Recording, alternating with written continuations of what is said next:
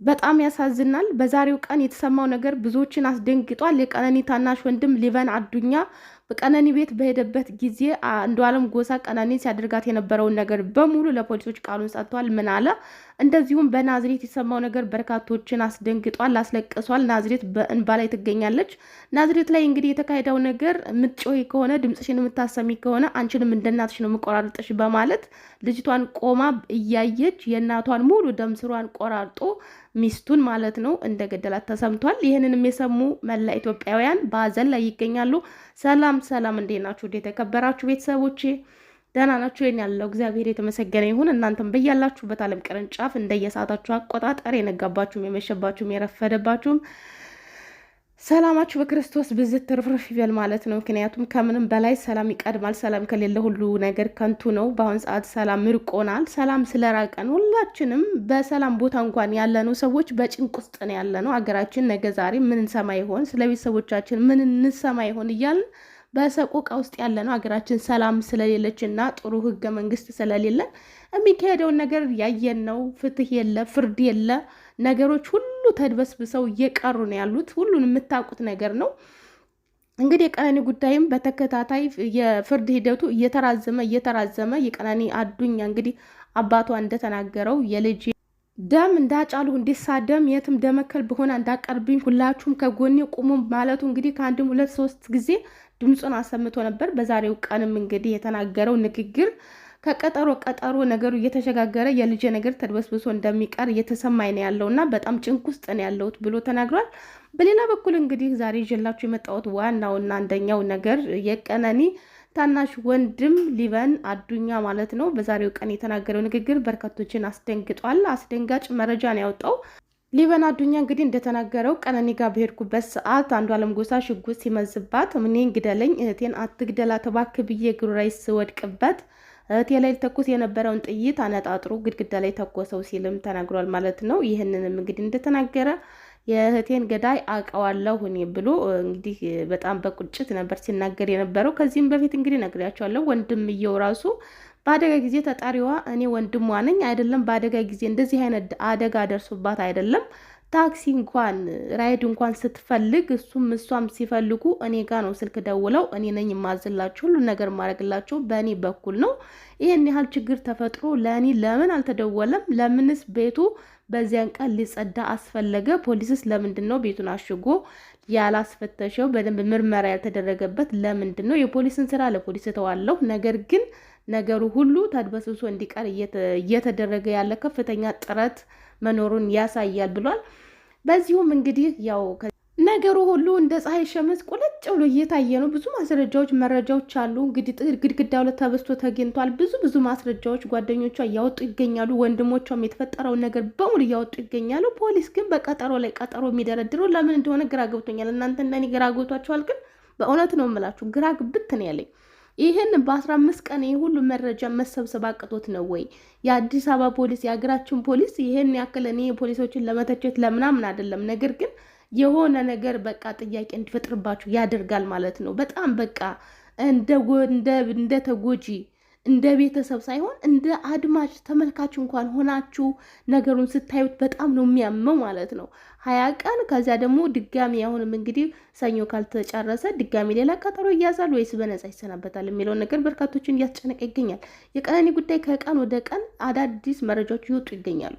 ስለ ቀነኒ እንግዲህ በመጀመሪያ ደረጃ የመጀመሪያ ፎቶ ወጣ፣ ሲቀጥል ሌላኛው ፎቶ ወጣ። ይሄ ሁሉ ነገር የመጀመሪያው እንግዲህ ማናጀሩን ሰምታችሁታል ብዬ አስባለሁ። ወንድምየውም እንግዲህ ስለ ማናጀሩም ጨምሮ አውርቷል። ከዚህም በፊት ማናጀሩ የተናገረውን ነገር ነግሬያችኋለሁ። ታች ጋር ቪዲዮ አለ፣ ወርዳችሁ እዩት ማለት ነው። ምንድነው ሲል የነበረው እንግዲህ ቀነኒ በረኪና ልጠጣ ስትል አለ መጀመሪያ ላይ። ከዚያ ቀጠለና ላርጎ ልጠጣ ስትል አለ። የሚናገረው ንግግር ራሱ አፉ ተይዞበታል። ምኑን እንደሚያወራው ምኑን እንደሚጨብጠው ራሱ ግራ ግብት ነው ያለው ማናጀሩ ማለት ነው። ሺውን ያወራ መኝታ ቤት አለ እንዴ፣ ከዚያ ደግሞ ኩሽና አለ፣ ከዚያ መኝታ ቤት ሊወስደው ሲል አለ፣ ከዚያ ደግሞ ተወረውራ። በቃ የሚያወራው ነገር ሰማይና ምድር በጣም የተምታታ ነገር ወጥተ ሀውራ እንደተባለ ኦልሬዲ ግልጽ ነው ማለት ነው። ግልጽ ነው። ይቺ ልጅ እንግዲህ በአንድም በሌላ መቼም ዝም ብላ ይህን ሁሉ አላማ ያላት እንደዚህ ስኬታማ የሆነች ልጅ ጸጥ ብላ እንድምቧይ ፍርጥ አላለችም ወደታች መቼም ከመሬት ተነስታ ማለት ነው። ደስተኛ የነበረች ለልደቷ ዝግጅት ስታደርግ የነበረች ፎቶ ስትነሳ የነበረች ፎቶ አንሺዋ እንግዲህ ለረጅም ጊዜ እኔ ጋር ነው ስትጠቀም የነበረው የኔን ፎቶ የኔን ድርጅት ስታስተዋውቅልኝ ትልቅ ደረጃ ያደረሰችው እሷ ነች። ቀነኒ ማለት ለኔ ቀኝ እጄ ነች። ቀኝ እጄን ነው ያጣሁት። በዚያን ሰዓት እንግዲህ ፎቶ ሳነሳት በጣም ደስተኛ ነበረች። ምንም አይነት በፊቷ ላይ የሚያሳይ ነገር የለም። ከጓደኛዋ ጋር ሆነው እንግዲህ ፎቶ ሲነሱ በነበረበት ሰዓት በጣም ደስተኛ ነበረች። ያንን ደስታዋን አይቼ ከዚያም በኋላ ሌሊት ላይ እየተፈጠረ ቢባል የማይታመን ነገር ነው ብሎ ቃሉን ሰጥቷል። ሌላው ነገር እንግዲህ ወንድሟ እንደተናገሩ ከሆነ ቀነኒ በቅርቡ ከኮካኮላ ጋራ የስራ ውል ልትዋዋል መሆኑንም ተናግሯል። ይህንንም አስመልክቶ በርካቶች እንግዲህ እንዳወጡት መረጃ ከሆነ ቀነኒ ሞቷ ከኮካኮላ ድርጅት ጋር አብሮ የተያያዘ ነው እያሉም የራሳቸውን ሀሳብ አስተያየት ይሰጣሉ።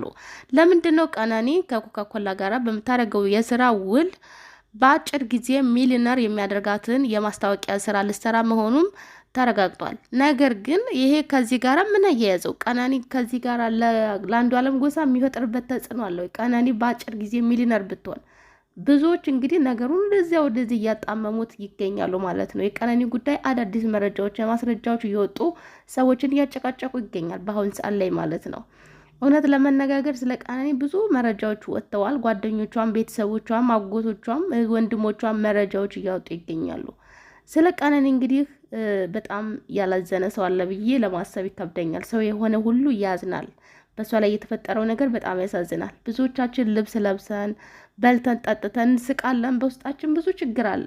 እውነቴን ነው የምላችሁ። ዙሪያችን እንድናይ ነው የምታደርገን የቀነኒ ነገር ማለት ነው። እንደዚያ እየሳቀች እንደዚያ እየተፈለቀለቀች ከደቂቃዎች በኋላ እንደዚያ ሆነች ቢባል ማን ያምናል? በጣም ከባድ ነው እና ብዙዎችም እንግዲህ ይህንን ነገር ነው ያዩት እና ታዲያ ቀነኒ እንደዚህ ይሄን ሁሉ መረጃና ማስረጃ ከተገኘ ግድግዳው ከተበሳ ወንድሞቿ እንደዚህ ከተናገሩ ወንድሙየው እንግዲህ ልጅ ነው ሕፃን ነው ውሸትም አይችልም እግሩ ላይ ወድቄ ተንበርክኬ ለመንኩት ከዛም ነው ወደ ግድግዳው የተኮሰው ብሎ ተናግሯል።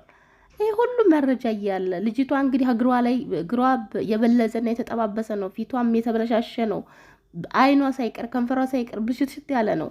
ይሄ ሁሉ መረጃ ወጥቶ ፖሊስ ከቀጠሮ የሚያሸጋግረው ለምን ይመስላችኋል? ቤተሰብ ሀገራችን ላይ ያለው የፍትህ ሁኔታ ግን አላስደነግጣችሁም ወይ ያልኩኝ ይሄን ጥያቄ ለእናንተ ተወላችኋለሁ። እኔ በግሌ በጣም አስደንግጦኛል። ይሄ ሁሉ መረጃ፣ ይሄ ሁሉ ማስረጃ፣ ይሄ ሁሉ ነገር መጥቶ እያለ ቀነኒ ከጓደኛዋ ጋር ስትጻጻፍ የነበረው ማስረጃ ወጥቶ ሁሉም ነገር ያኔ እንደ ፀሐይ ብርሃን የታየ ነገር ነው። ነገር ግን ነገሩን የሚያጠማዝዙትና ለቀጠሮ በቀጠሮ የሚደረደረው ለምንድን ነው የሚለውን ጥያቄ እውነቴን ነው የምላችሁ የእውነት በውስጤ በጣም ነው በቃ ቤተሰብ እንደ ቤተሰብ ምን አይነት ሁኔታ ውስጥ ናቸው አሁን ያሉት የሚለው ነገር መቼም ግልጽ ነው።